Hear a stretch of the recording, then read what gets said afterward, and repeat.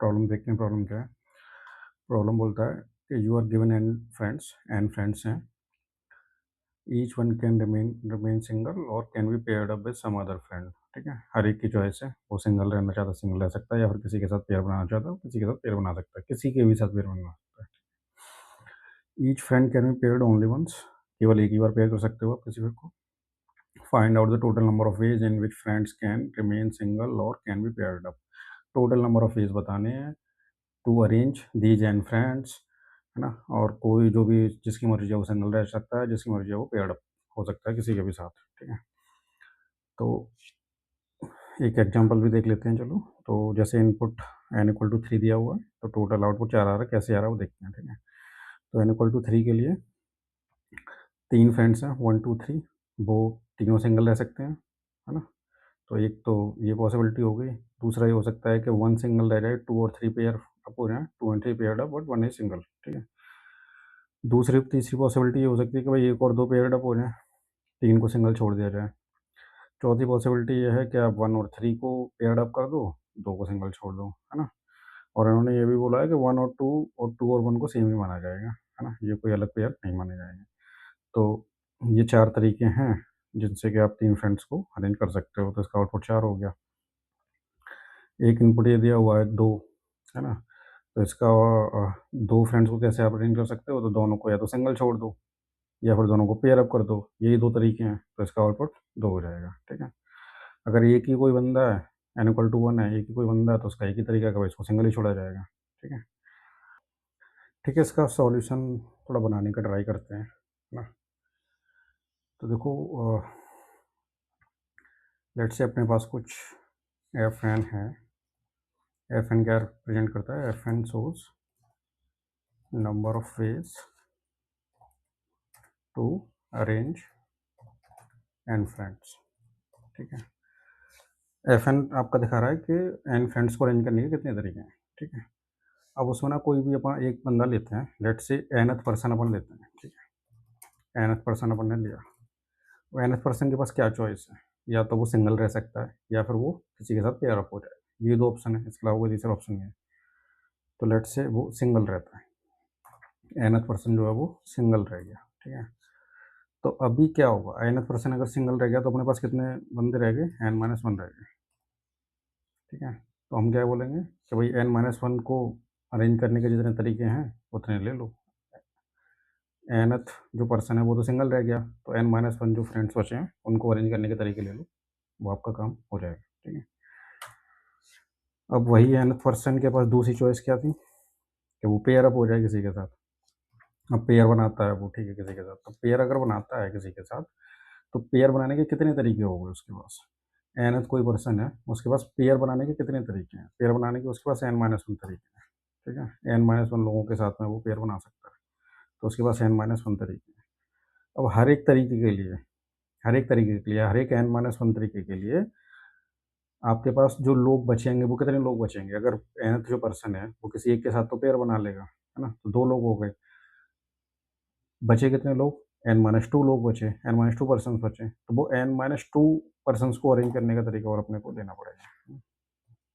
तो उसका फिर फंक्शन ये बनेगा, है ना। अपना जो फंक्शन बनेगा, फंक्शन क्या हो जाएगा कि भाई n लोगों को अरेंज करने के कितने तरीके हो गए, n-1 लोगों को अरेंज करने के तरीके, क्योंकि वो एक सिंगल रह गया nth पर्सन, प्लस n-1 तरीके जो nth पर्सन है उसका पेयर बनाने के, इनटू जो बाकी n-2 पर्सन्स बचे उनको अरेंज करने के तरीके। ठीक है, तो ये आपका रेफरेंस बन जाएगा, काइंड ऑफ फिबोनाची सीक्वेंस की तरह ये लग रहा है ना। ठीक है, एक एग्जांपल लेते हैं, n equal to 4 dry run करके देखते हैं इसको। लेट्स से 1 2 3 4, ये 4 दोस्त हैं। ठीक है, अब आप क्या बोलोगे कि भाई एक तो ये अपन nth पर्सन ले लेते हैं, फोर्थ पर्सन ले लेते हैं। ठीक है, फोर्थ को लेके अपन सॉल्व करते हैं इसको।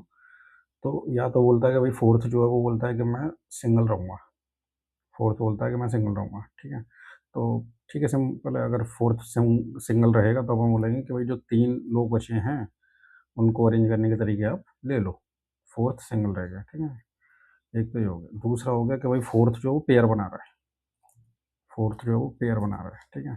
फोर्थ अगर पेयर बनाएगा तो किस किस के साथ में बनाएगा? फोर्थ पेयर बनाएगा 1 के साथ में, है ना। फोर्थ ने 1 के साथ पेयर बना लिया, या फिर आपका फोर्थ ने 2 के साथ पेयर बना लिया। फोर्थ ने 2 के साथ पेयर बना लिया, या फिर जो फोर्थ है वो 3 के साथ पेयर बनाएगा, है ना। ये 3 तरीके हैं।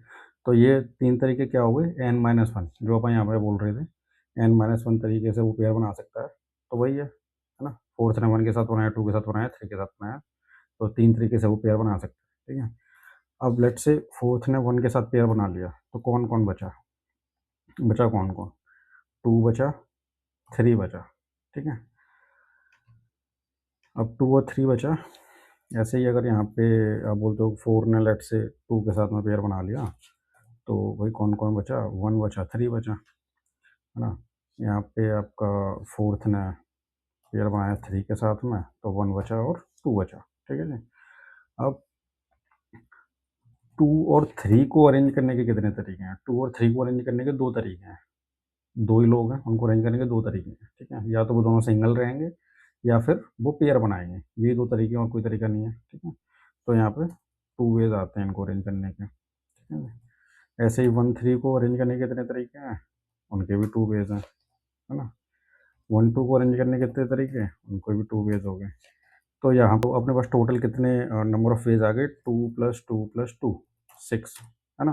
तो 6 बेसिकली यहाँ पे क्या दिखा रहा है कि अगर फोर्थ पर्सन पेयर बनाता है, तो 6 तरीके हैं 4 लोगों को अरेंज करने के, ठीक है जी। तो अब ये 6 को आप ऐसे देख लो, या फिर आप इसको ऐसे देख लो कि आपने जो 2 वेज़ हैं, उनको आपने 3 टाइम्स जोड़ा है, 3 बार आपने जोड़ा है। 3 बार क्यों जोड़ा? 3 बार इसलिए जोड़ा क्योंकि 4 जो है, फोर्थ पर्सन जो है, वो 3 तरीके से ही पेयर बनाता है ना। 1 के साथ बनाएगा, 2 के साथ बनाएगा, 3 के साथ बनाएगा। तो वो बेसिकली आपका क्या है? n-1 है ना। तो n-1 तो वेज़ हो गए nth पर्सन को पेयर बनाने के। इनटू अपन ने क्या किया? इनटू अपन ने किया 2 वेज़। 2 वेज़ मतलब 2 लोगों को अरेंज करने के तरीके, और 2 लोगों को अरेंज करने के तरीके मतलब f ऑफ 2। 2 का मतलब हो गया आपका वही n-2, ठीक है जी। तो ये आपका ऐसे बन के आ रहा है ना। ठीक है, कोड देख लेते हैं इसका। तो ये अपना फंक्शन है, ठीक है। और ये अगर आप देखोगे तो ये काइंड ऑफ फिबोनाची जैसा ही दिखता है, तो फिबोनाची टाइप ही कोड भी है इसका, ठीक है। तो अपन क्या करेंगे, सबसे पहले एक बेस केस देख लेते हैं। बेस केस क्या होगा कि if n less than equal to 2 to return n। क्यों? n की वैल्यू 0 है, 1 है, 2 है। तो अगर 0 है n की वैल्यू, तो 0 वेज हैं अरेंज करने के, 1 है तो एक ही तरीका होगा अरेंज करने का, और अगर n की वैल्यू 2 है तो उसको 2 तरीके हैं अरेंज करने के। वो अपन ने एग्जाम्पल में देखा था पहले भी, ठीक है ना। इसके बाद फिबोनाची में अपन क्या करते हैं, 2 वेरिएबल ले लेंगे, एक प्रीवियस वन और एक आपका प्रीवियस 2, ठीक है जी। प्रीवियस 2 आपका क्या दिखाएगा? बेसिकली यहाँ पे 1 होगा, और प्रीवियस 1 आपका 2 होगा। तो ये बेसिकली प्रीवियस 1 क्या दिखा रहा है? प्रीवियस 1 आपका दिखा रहा है f ऑफ 2, और प्रीवियस 1 आपका दिखा रहा है f ऑफ 1, ठीक है जी। इसके बाद n इक्वल टू 3 या उससे आगे के लिए अपन लूप लगा लेंगे। तो n इक्वल टू 3 और i less than equal to n तक जाएंगे, i प्लस प्लस।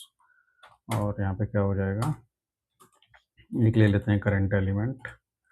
करंट की वैल्यू क्या हो जाएगी? f ऑफ n-1, मतलब आपका हो जाएगा बेसिकली i इक्वल टू 3 के लिए आप क्या निकाल रहे हो? f ऑफ 3 निकाल रहे हो पहली बार में, है ना। तो आपका हो जाएगा f ऑफ n-1, यानी कि आपका आ जाएगा प्रीवियस 1 प्लस n-1 की जगह पे आपका हो जाएगा i-1 into f of n-2, जिसकी जगह पे हो जाएगा आपका प्रीवियस 2, ठीक है। फिर क्या करते हो आप? प्रीवियस वन नोट प्रीवियस 1, पहले आप प्रीवियस 2 को सेट करोगे प्रीवियस 1 से, प्रीवियस 2 को सेट कर दिया प्रीवियस 1 से। इसके बाद प्रीवियस 1 को सेट कर देंगे अपन करंट से, ठीक है। ये आपका हो गया, और रिटर्न कर देंगे प्रीवियस 1 को, ठीक है। इसको कंपाइल एंड रन करके देख लेते हैं।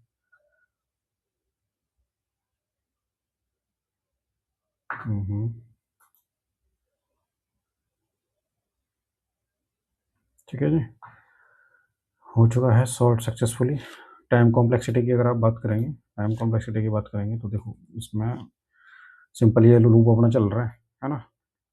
तो टाइम कॉम्प्लेक्सिटी तो आपका हो जाएगा ओ ऑफ एन, ये तो हो गया आपका टाइम। स्पेस की अगर आप बात करोगे तो स्पेस तो हमने कुछ एक्स्ट्रा लिया नहीं है, तो वो आपका हो जाएगा ओ ऑफ वन स्पेस। ठीक है जी, चलो अगर समझ आया, अच्छा लगा तो भाई लाइक करके जाओ और सब्सक्राइब करके जाओ चैनल को। थैंक यू, मिलते हैं अगले वीडियो में।